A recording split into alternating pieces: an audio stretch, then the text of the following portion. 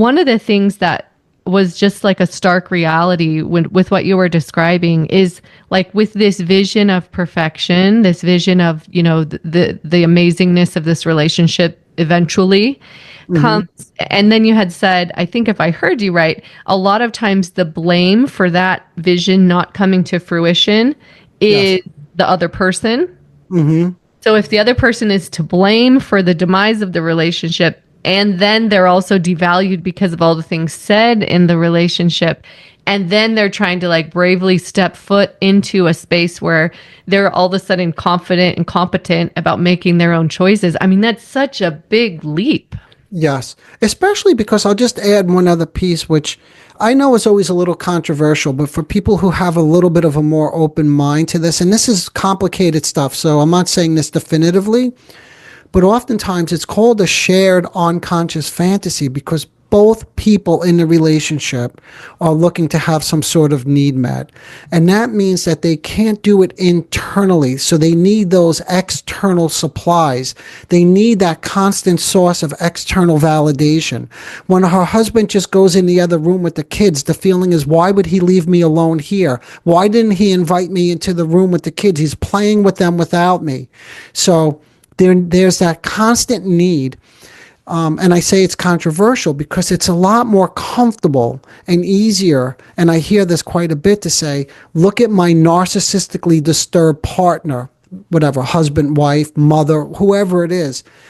And that may be true. I want to emphasize that. It doesn't mean that they're not, but oftentimes there's an interpersonal dynamic that keeps these relationships alive. So now back to your point, Lindsay. So when they leave the relationship, if in fact that is true, what I'm saying, that they do depend on external validation and supplies as well, how can they possibly be in another relationship in a healthy way unless they begin to work this through? Because then once they get in another relationship, they're going to lean on their friend or family member or next partner for the same type of relationship, because that's what went missing again in their earlier childhood. And just as a quick aside, I can't tell you how often I hear this. I hear it on social media.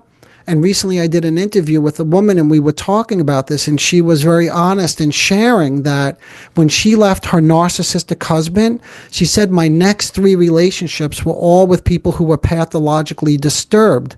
Other people say I end up going back to the relationship. Even though it's not what I want, I'm pulled back into it. So I'm sorry to make it a little more complicated, but that's another challenge that they face, is that need for something doesn't just go away because they they left the relationship. They have to really start to work through it. Hmm. Yes. Yeah. No, I'm so glad you pointed that out.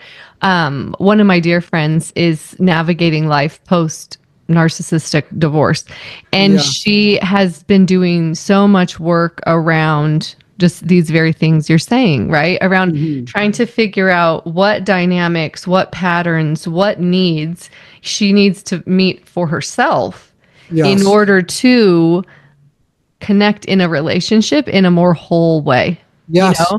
And on your show, we spent quite a bit of time talking about like sitting in the discomfort of those Yes. types of moments, right? Like those realizations, those are not easy to stomach. Yeah, that's right. And I'll tell you just something again as an aside, the realization, it's it's such a strange thing because it's so gratifying to watch, like when I work with these patients go through it, even though it's so painfully difficult, it's both heartbreaking but so necessary. So someone like who grows up, like this is like a prototypical example with, let's say, a narcissistically disturbed or a preoccupied parent who doesn't have the capacity to really be there for them emotionally when they're a child, but gives them a lot of gifts, right? So the way they express love is through gift giving.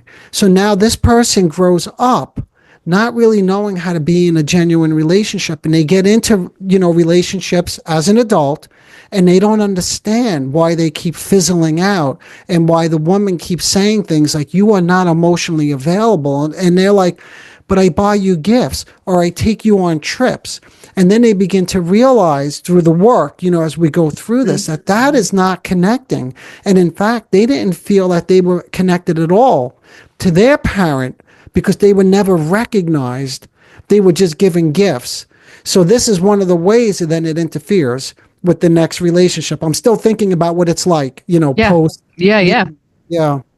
No, I thank you for bringing that up. That's so insightful too, because I think the place where mindfulness can have an impact here is in the like moment to moment decisions, right? And like we've talked about that, like the type of work that you do is at the heart of making those changes, right? Of recognizing the patterns, recognizing the needs, understanding how to move forward in a way that helps you meet those needs more autonomously.